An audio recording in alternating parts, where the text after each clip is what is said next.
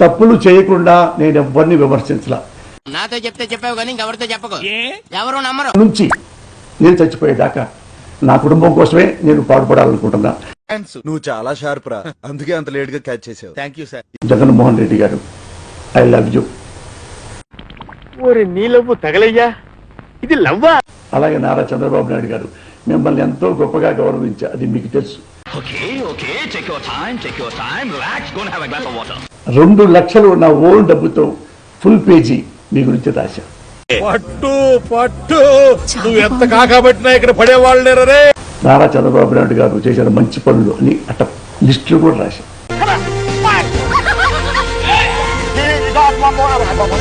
Care పోసానికి వాడు కొట్టాడు, చంపాడు, ఉచ్చబోసేవాడా పోసానికి ఇష్టపడండి.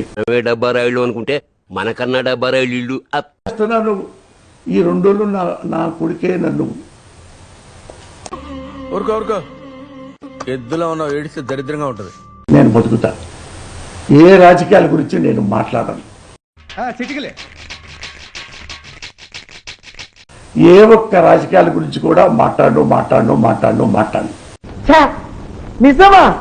అరే ఇంత ఇంటెలిజెన్స్ ఎలా డెవలప్ చేశారా? ఇక రాజకీయాలు అనేది నా నోటితో నేను ఇప్పుడు ఒక వర్డ్ కూడా ఈ ప్రెస్ మీట్ తో ఇది క్లోజ్. రాజకీయాల గురించి మాట్లాడను, రాజకీయాల గురించి తప్పుకుంటున్నాను. నిజమా అల్లుడు? అంతకంటే ఇంకేం కావాలి సార్? ఇక నుంచి ఏ పార్టీకి నాకు సంబంధం లేదు, ఏ నాయకుడి గురించి నేను కమెంట్ చేయను. పెద్ద సమస్య వచ్చి పడిందే. మంచి చెప్పను, చెడు చెప్పను, సలహా చెప్పను, ఆఫ్ ద రికార్డ్ మాట్లాడను. నువ్వు 99% అబద్ధం చెప్తావని నాకు 101% తెలుసు. ఈ దేశంలో ఉన్న ఏ పార్టీ గురించి ఇక నేను మాట్లాడను. బతకడానికి ఏంట్రా ఎన్నేషాలు? ఎవడు సంతోషంగా లేడు, అలాగని ఎవడు ఖాళీగానే లేడు. Not only YCP, not only Jaganmohan Reddy గారు, అర్థమైందిరే, అన్ని తెలిసినా తెలియనట్టు సావాలా. నాట్ ఓన్లీ చంద్రబాబు గారు, ఎవ్వరి గురించి నా బ్రెయిన్ లోంచి రాజకీయం అనే మాట తీసి పారేశా. అది ఉంటే చాలరా, ఆ తర్వాత ఏదైనా. రాజకీయాల్లో ఇంటర్ఫీర్ కాను, రాజకీయాల జోలికి వెళ్ళను, రాజకీయాల గురించి మాట్లాడను. లైన్ లో ఉండు, నువ్వు లైన్ లో ఉండు. ఇప్పుడు బంపర్ ఆఫర్ ఇస్తున్నాడు, లైన్ లో ఉండు. రాజకీయాల దగ్గరికి వెళ్ళను, అందులో ఇంటర్ఫీర్ గాను. ఇంకేమైనా క్లారిటీ ఉంటే చెప్పండి. ఇంకెంత క్లియర్ గా చెప్పిన తర్వాత ఎంగిలి కాంచాల దగ్గర కుక్కలా ఇక్కడ ఎందుకు మనం పదండి. పోసాని పిరికి వాళ్ళలాగా వెనక్కి వెళ్ళిపోయాడని విమర్శలకు ఏం సమాధానం చెప్తారు? నాకు చాలా కోపదారి మనిషిని మీకు తెలుసు. నేను డింగ్ డాంగ్ ప్రోగ్రాం పెట్టా, అది కూడా రాజకీయ సంబంధం ఇది కాబట్టి ఈ రోజు నుంచి దాన్ని కూడా నేను వెళ్ళాల.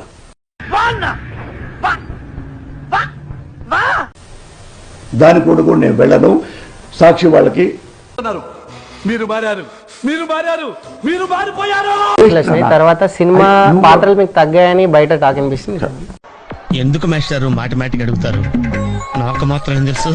అతను సినిమా ఆర్టిస్ట్ కాకముందే నేను విఐపిని. సినిమా ఇండస్ట్రీలో 4 పనిచేశా, మరి 100 కోట్లు పైన సంపాదించా. అడ్డుపడ్డా పవన్ కళ్యాణ్.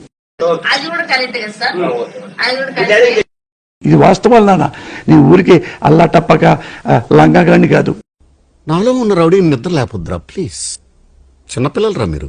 మీరు తెలుసుకోండి. పద్దాక పవన్ కళ్యాణ్ పోసారి పవన్ కళ్యాణ్ ఏంటి తొక్క? ఏంటిది మాకేంటిది అంటున్నాను. నేను ఎన్ని మంచి పనులు చేసిన వాళ్ళ కుటుంబానికి ఎంత అండగా నిలబడ్డాను. ఇది ముందే చెప్పొచ్చు కదమ్మా, చెప్పనే లేదే. మీరు రాజకీయాల నుంచి తప్పుకోవడం వల్ల ఆ కేసుల నుంచి మిమ్మల్ని కూటమి ప్రభుత్వం వదిలేసింది అనుకోవచ్చా?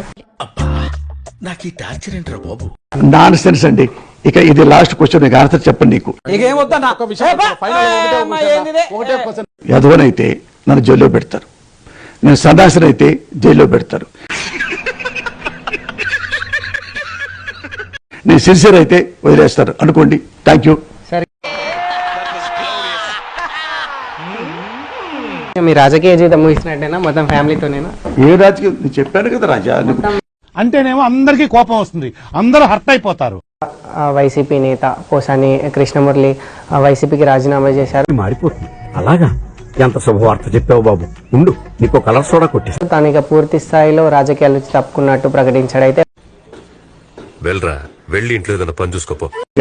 రాజకీయ నాయకులందరికీ నేను నమస్కారం చెబుతూ, ఇన్ని సంవత్సరాల పాటు నన్ను ఆదరించారు. ఏం చేద్దామంటావు మరి? ఏం దిక్కుమాలిన ప్రశ్న ఇదొకటి.